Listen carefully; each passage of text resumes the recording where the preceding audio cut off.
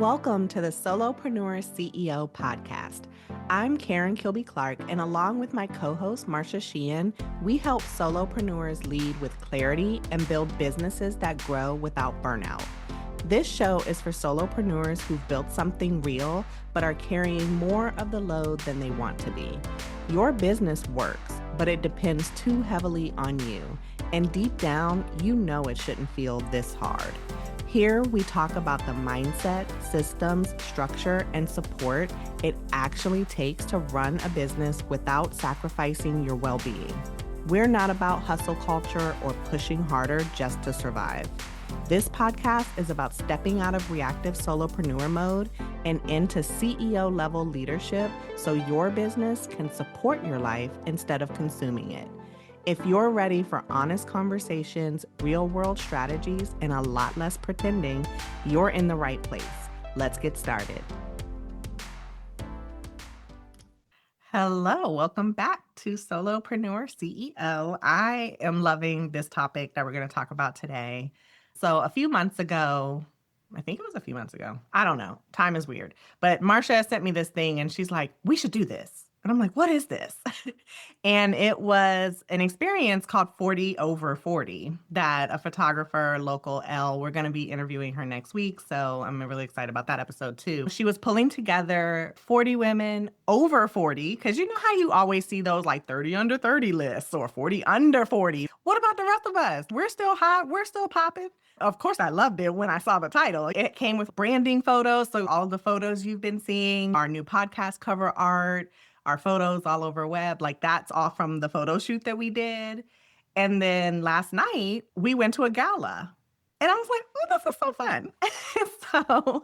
So this episode we thought, because we knew we would be recording right after the gala, that was like the completion of our 40 over 40 experience. We thought we would record this episode and talk about the importance of getting in the room and what rooms you choose to be in and making those investments, because there was an investment in this experience that we paid for as partners for our business.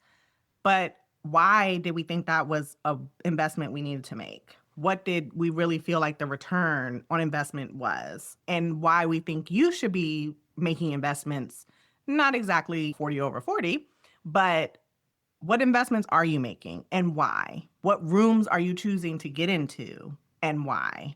And yeah, we're just going to talk all about that. So this is going to be an awesome episode. Yeah, I'm so glad that you agreed to it, because when I sent it, I had been watching for many months because Elle started this process last year. And so it got towards the end of the year and she was like, I really need to finish this project. And so she reached out and said, hey, would you consider this? And I'm like, the timing couldn't have been any more serendipitous with our rebranding. I was like, let me ask, could Carin and I do this together? We did get individual branding photos and then also the Solopreneur CEO branding shots too. The whole experience was amazing. It's funny because in between when we shot the photos, got the edited pictures back, and then had the gala last night, there was that whole 2016 campaign on social media. And so I was scrolling through all of my Instagram and I saw the goddess session that we did. I think the first one was back in 2016. That was an experience with Charm Cardinals where we would go into the woods. It sounds so hokey, right? And I remember talking to Mina, the photographer, back then, and I was like, wait, we're doing what? And she called them goddess sessions. And I was like, okay, YOLO. Like I'm that person. I'm like, let's do it. Let's do it. I don't care. What's there to lose? So I was looking back at those photos, and sure, that back then, that was like for that brand and the society, it was more of a sisterhood type experience. Whereas like when Carin and I did this experience with Elle, it was more, okay, we want to look professional and like your trusted mentor. And so it was a totally different vibe, but both investments were amazing. They had different reasons, and different ROIs. Just the experience of visibility too, because going into last night, I had some nerves. I have nerves going into anything. Oh, I've been diagnosed with anxiety. many years ago. So I just have a hard time going into new environments and even with family, like holidays, all of that. Going to the event, I knew basically everyone who would be there just from the campaign, from Elle sharing on her social media. But there is still that hesitation, that questioning. We knew that we were supposed to be in the room, but I think there's always going to be that fear and that hesitation because we don't know what's going to come of the evening. Of course, it was beautiful.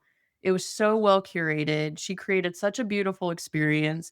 Karen and I like talked to a couple other people. I connected with someone who I really wanted to. Like I had the intention to go in and talk with her. The night was a huge success, but that's how it is as a business owner, as a woman, as a leader. Even if you have the doubt and the fear, you still need to be visible, right? You still need to get into the rooms. You still need to make the conversations happen and just go in with some intention and let the magic happen because it was magical. It is magical. And a lot of the magic is what even happens to you internally.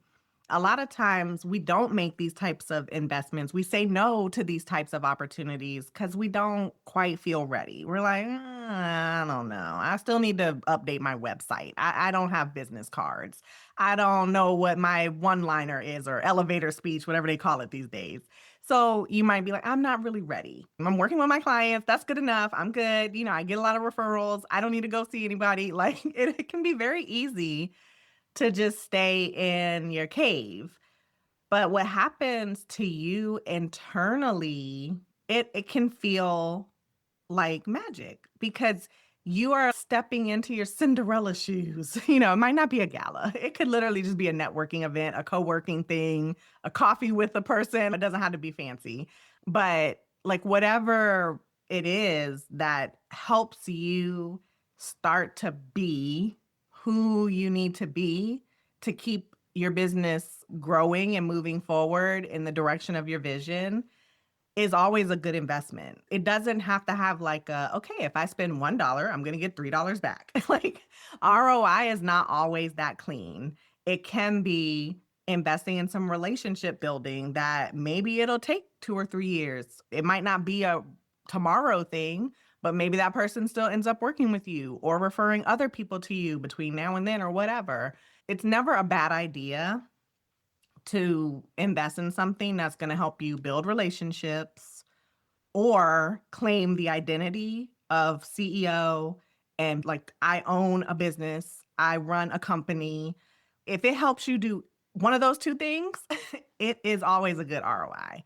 But the magical thing about rising into that mindset and that identity, it's really hard to explain, It just really does happen inside. You get fired up, right? You feel aligned. People talk about ease and flow, and those are so esoteric. You're like, okay, what's ease? What's flow? I don't know what that feels like.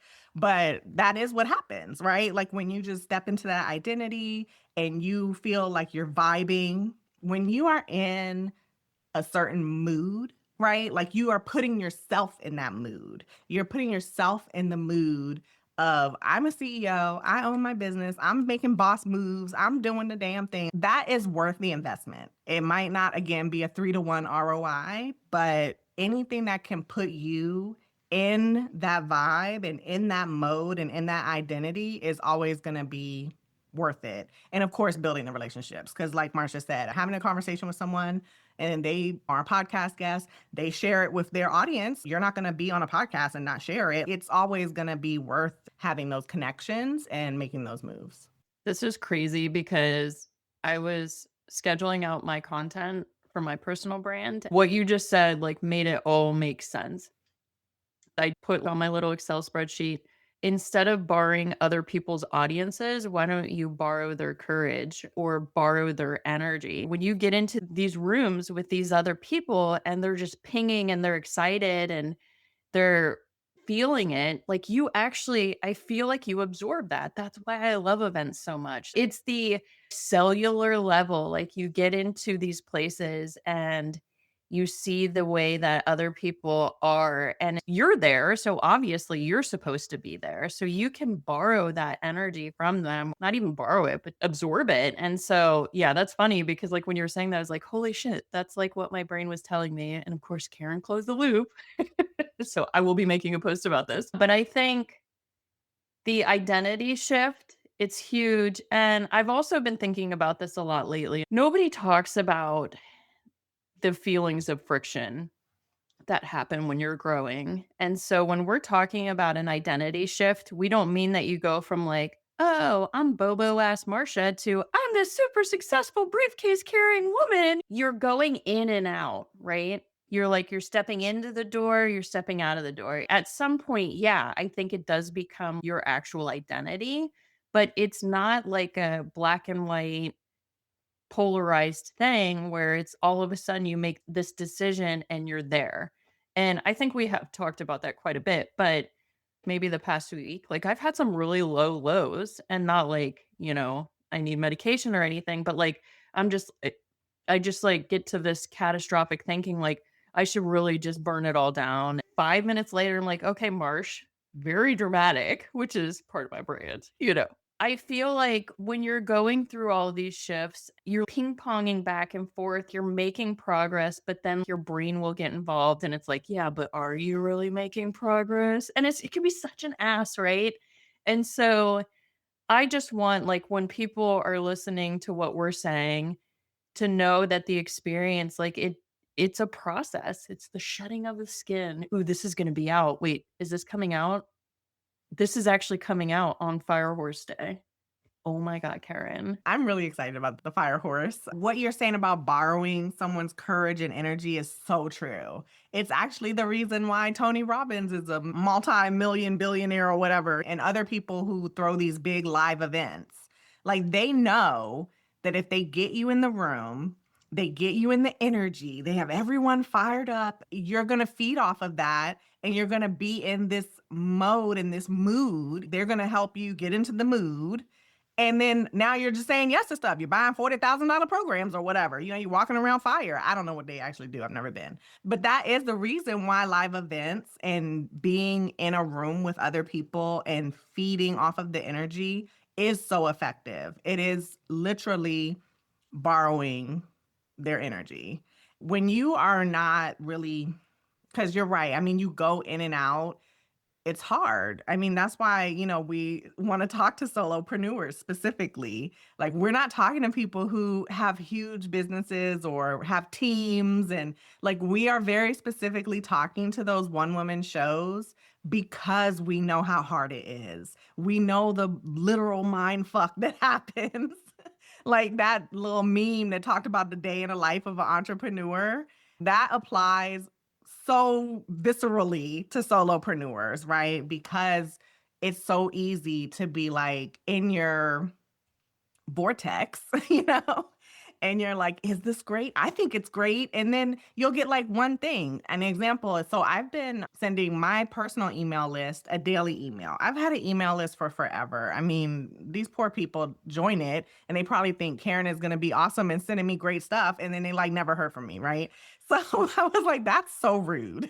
I am going to start emailing. And I'm only in, I think this is day 15. I send Monday through Friday because I'm not a weekender. That's my time. And I assume other people also want to enjoy that time without reading an email. But like, I was probably ready to quit at day 8. I was like, at the beginning, I'm like, this is a great idea. Oh, yes, I'm going to do it. Like, I'm all in. And I'm not a batcher. I've tried it. Like, I write fresh every day. That's just how it flows. So of course, that means like now I have a new daily to do. And I'm like, oh my God, why did I sign up for this? I mean, all the things, right? So by day 8, I mean, day 1, I thought this is a great idea. I'm all in. Yay. I'm in a group with other people who are emailing. I'm like, yes, we're doing this, guys. By day 8, I'm like, this is stupid. Nobody's replying. They don't click. They're unsubscribing. Why am I doing this? Day 12, I get a sale and I'm like, oh my God, I'm a genius. I'm the best ever. This is the bomb. Like, so, and I mean, day 15, maybe I'll have another low, next week. But the point is, it's never all in one thing or another.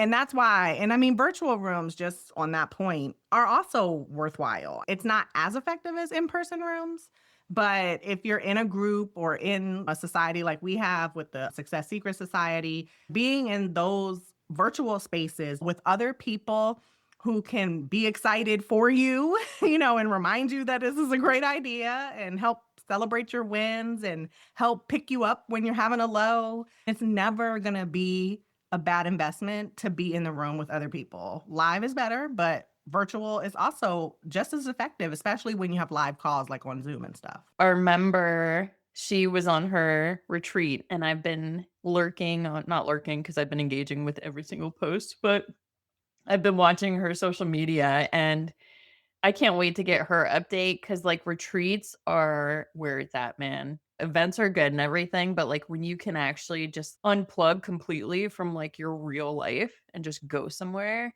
and fully immerse yourself, that is a beautiful thing. So that's not like a lead in to us. I mean, we'll definitely have retreats in the future, but like right now we're focused on our virtual summit, okay?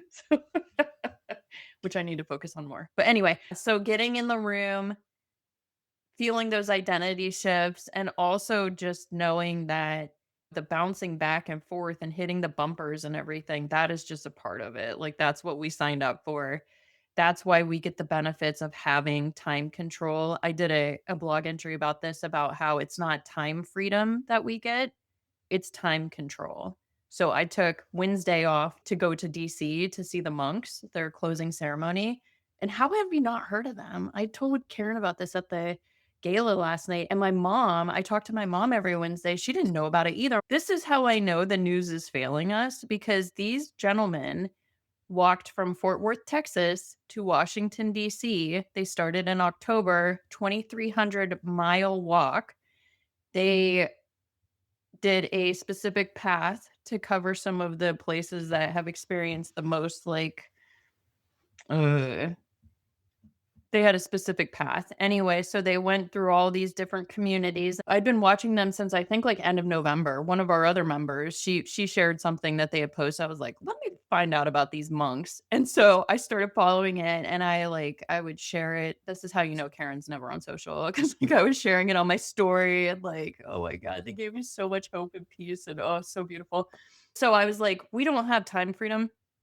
We have time control. So we get to decide, like, am I going to work for 4 hours on Saturday so that I can do whatever I want on Tuesday or whatever. But that's just part of what goes into being a solopreneur. We like the lifestyle of being able to decide what it is we want to do when we want to do it. So I think that is an up, like being able to control our time, like not having to say like, hey boss, like obviously I let my clients know, I'm like, I'm not going to be available on this day. Yeah, and I love all of that. And yes, I need to be on social more, or I want to be on social more, but just haven't quite got there yet. But yeah, I loved when you talked about the monks and the commitment that takes. Oh my gosh. But that's the kind of commitment we got to have in our business, right? I mean, we do. We have to be committed that way. If I'm going to put a bow on this episode, is think about if you've been feeling kind of stuck or disconnected, or you just really are looking for a different vibe, find some people to get in a room with. In person is best, but virtual can work too. But just don't avoid getting in the room and making those connections and feeding off of that energy and building those relationships. And the ROI will come, whether it's just you getting into that vibe or, an actual monetary ROI. It'll always be worth the investment. Thanks so much for spending time with us today. If this episode made you feel seen or helped something click, join our free community at solopreneursceo.com. This is a space to connect with other solopreneurs who are building sustainable businesses and don't want to do it alone. And if you found this conversation helpful, leaving a quick review helps more people find the show and reminds them they're not the only ones feeling this way. We're really glad you're here, and we'll see you in the next episode.